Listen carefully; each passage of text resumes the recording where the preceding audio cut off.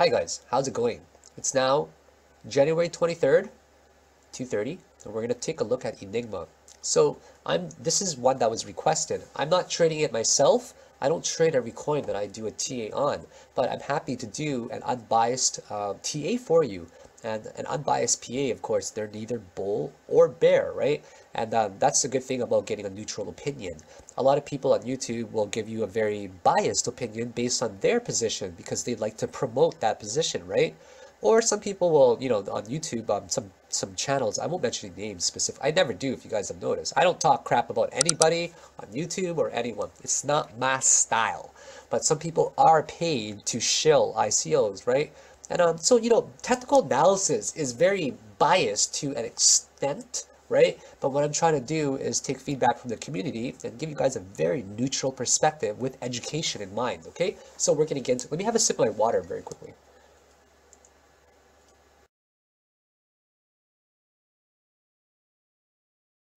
Okay, that was really good coffee, actually. So we're going to go over the basics of Elliott wave first of all. Now, let me just pull up some random things. Elliott wave heads and shoulder. I want to show you guys this first of all, okay? This is how an Elliott wave for head and shoulder breaks down, all right? It goes 1, 2, 3, 4, right? 5. And then we have the right shoulder right there. So I just want to actually go through Elliott wave with you guys on a technical perspective. I've gone through it so many times already that if you guys have seen the past 10 of my videos, I bet you guys know a lot of what I know already, and you're probably picking it up pretty quickly, right? Because there's only so many times before somebody can go over something before it's like, hey, this actually sticks and it makes sense. Holy crap, I get it. So if you guys, I don't mean this condescendingly, okay? But if you guys ever watch a video of mine and you already realize something, and then because, you've seen it from other videos, man, be happy that you guys have picked up a new skill. Pat yourselves on the friggin' back because these skills are going to keep adding up. It's going to add to your repertoire of so many different skills, right? That you're going to have this crazy arsenal of weapons that you can use at your disposal, and you can use different times that will suit the specific circumstance for your trade, right? So this one in particular is something that I love. It's probably my favorite pattern to... Okay, someone asked me about a week ago, what is your favorite pattern to play? My favorite pattern to play is pretty much the 1, 2, 3, 4, 5 and ABC for head and shoulders because it's so visible. It's literally one of the biggest patterns that you can spot from a mile away coming, and it is so often and so common that you see these head and shoulders. Now, what do you guys see this as right here? What do you guys see that as? You see that as a 1, 2, 3, 4, 5 wave impulse up, right? But the way that Elliott wave is annotated is like this. Let me show y'all. We go 1, 2, 3, A, B, C. So 1, 2, 3, 4, 5, like this. So here's the left shoulder that's formed from 2, 3, and 4. Here's the right shoulder that is formed from 4, 5, and A. And the B shoulder is formed, the right shoulder is formed from A, B, and C here. And this right here is what we call the neckline. And this vertical distance right here, where you take it in the center, is used as a general gauge of how much it could possibly break down. So if it breaks down like that, people use this as a specific target right there.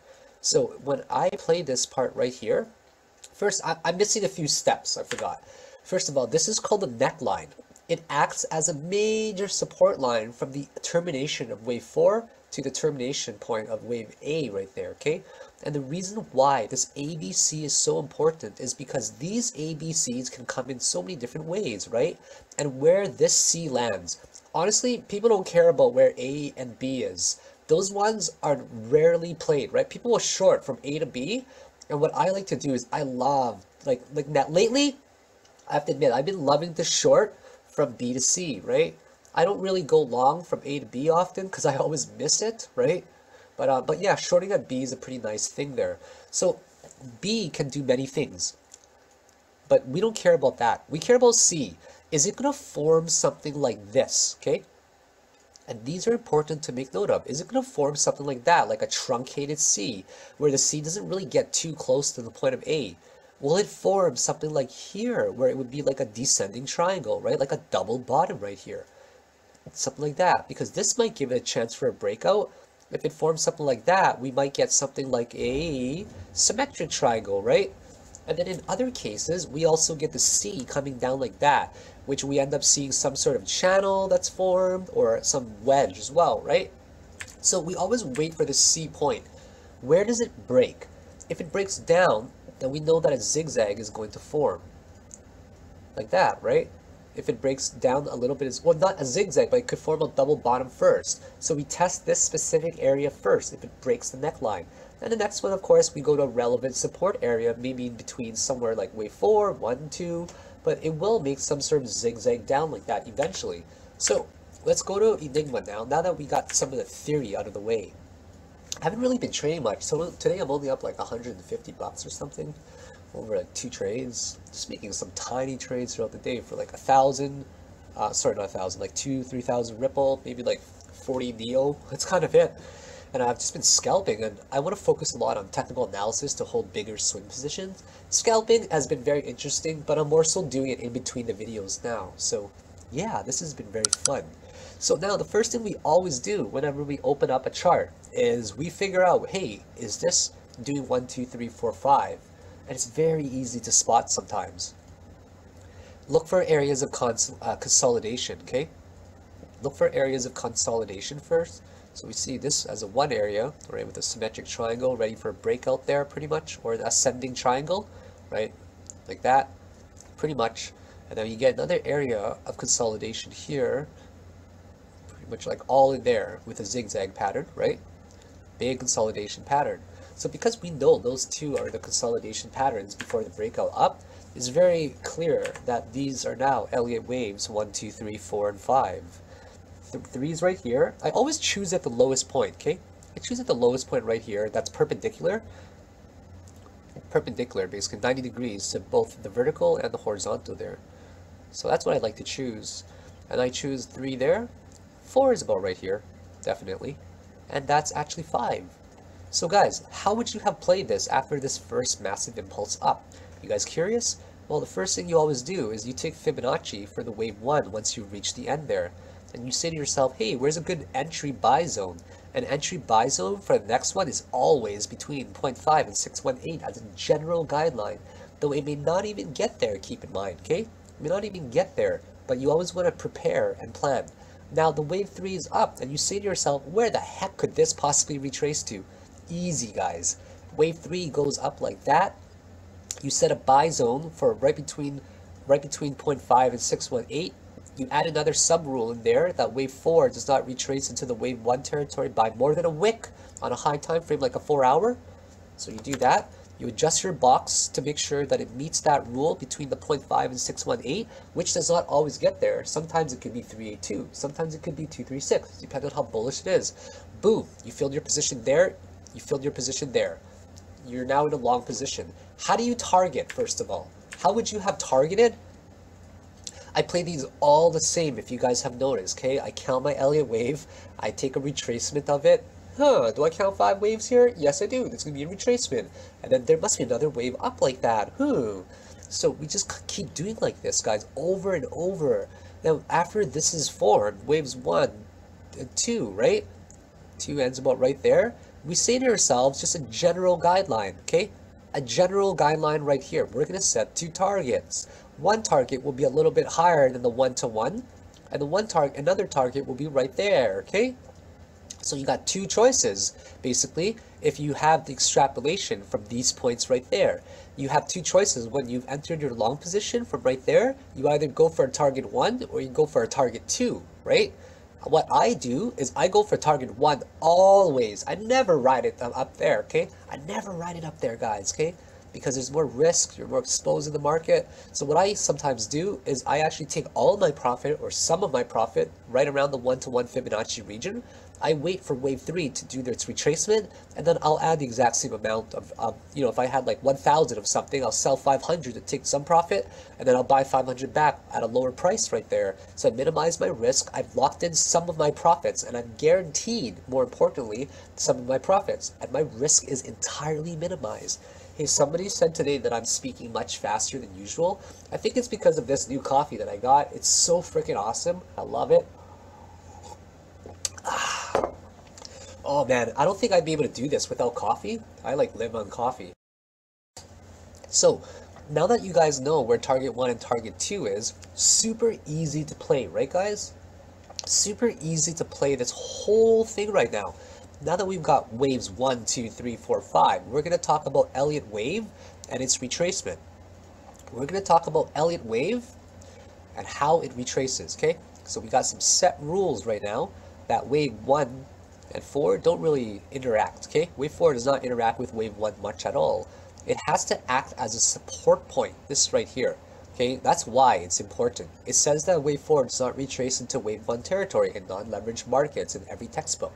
So what we do is, I also want to rush through these videos just to let you guys know, not rush through them, but I want to compress them in a reasonable amount of time. Because let's face it, 1 hour videos are long for you, and 1 hour videos are exhausting for me, right? So maybe we can try to work together, get a lot of content that's very concisely planned ahead of time, so I can make sure I get the information that I want across.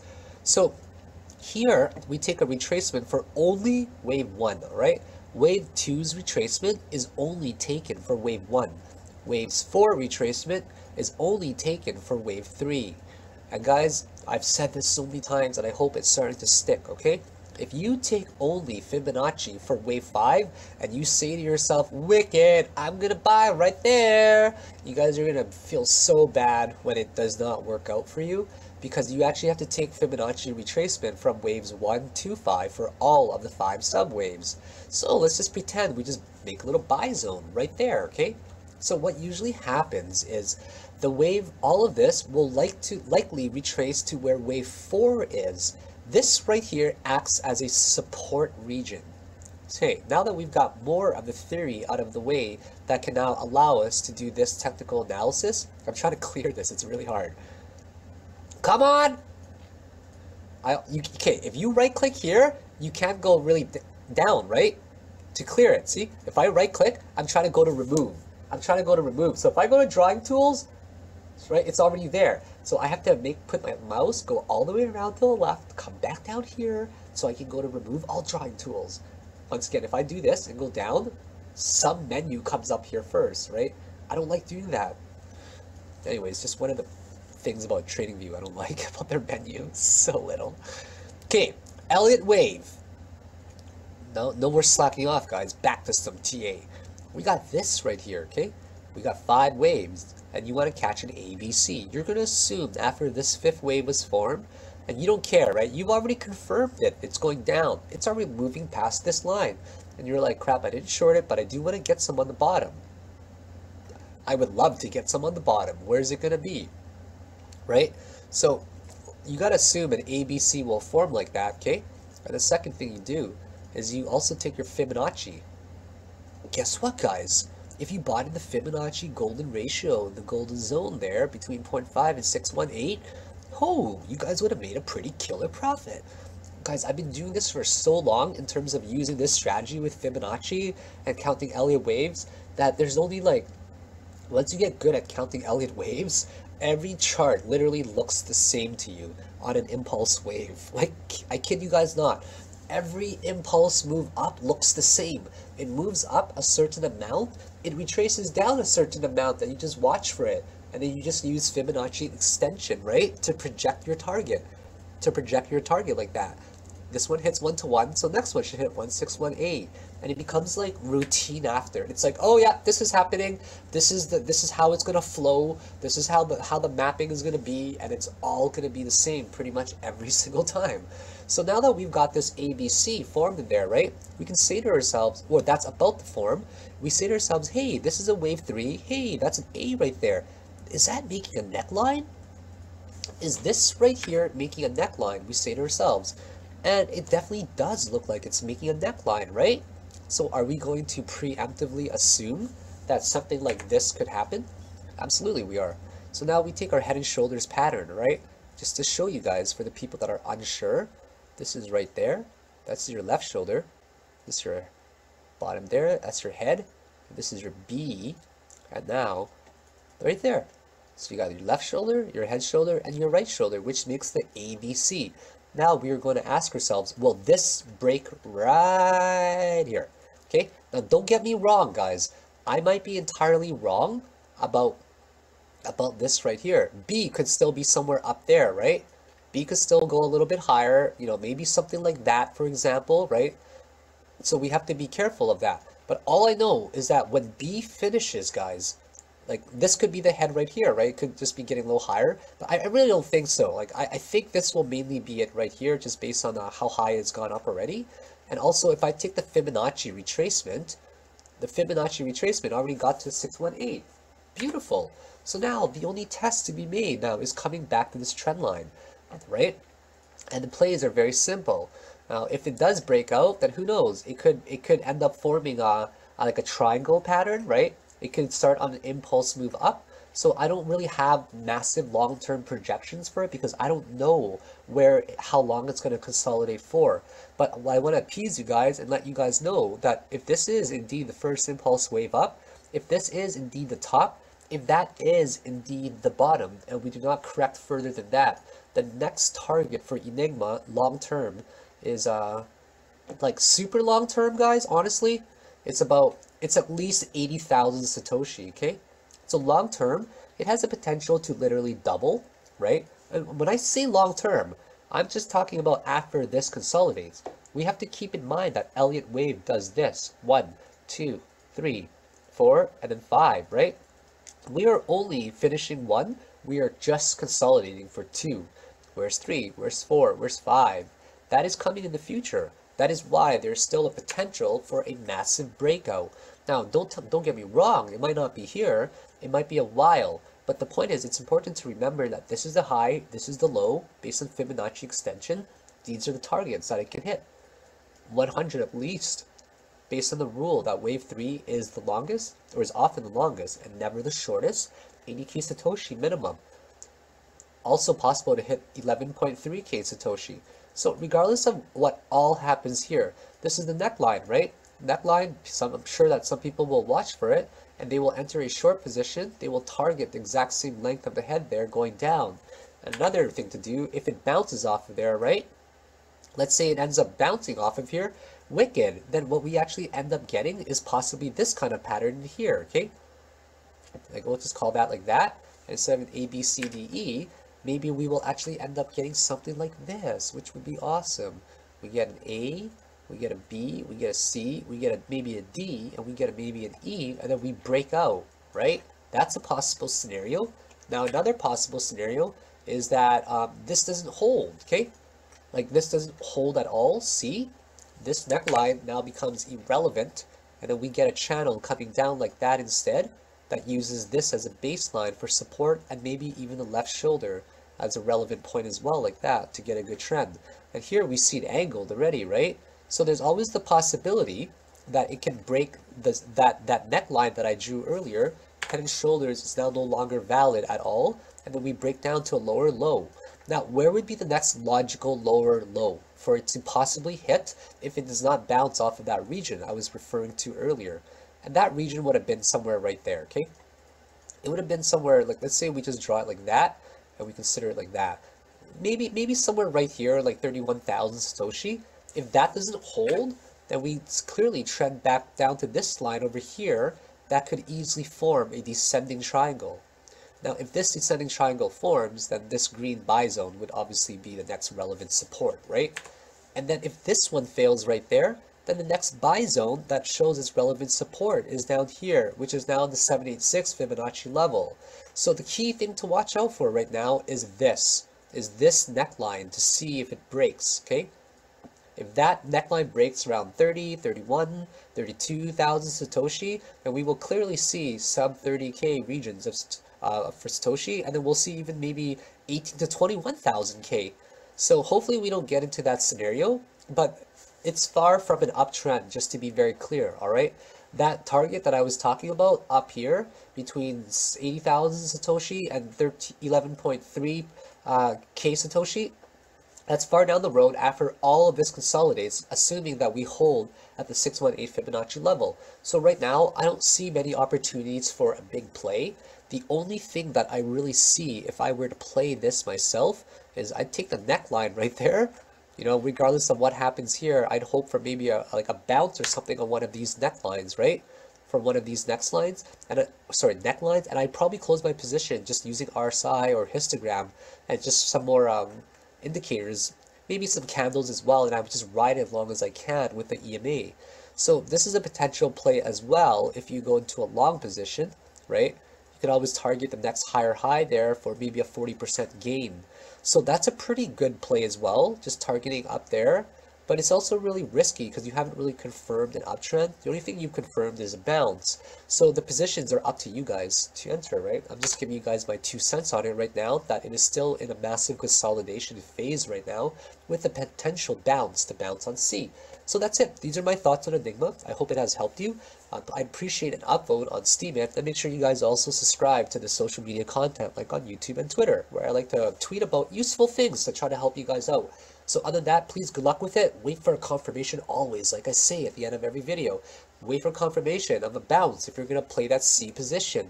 And always target the next relevant high, which is about 40K Satoshi. So if it's in a bounce, if it does bounce, awesome. You guys got a chance to win up to 40% very soon. So have yourselves a great day and take it easy, guys.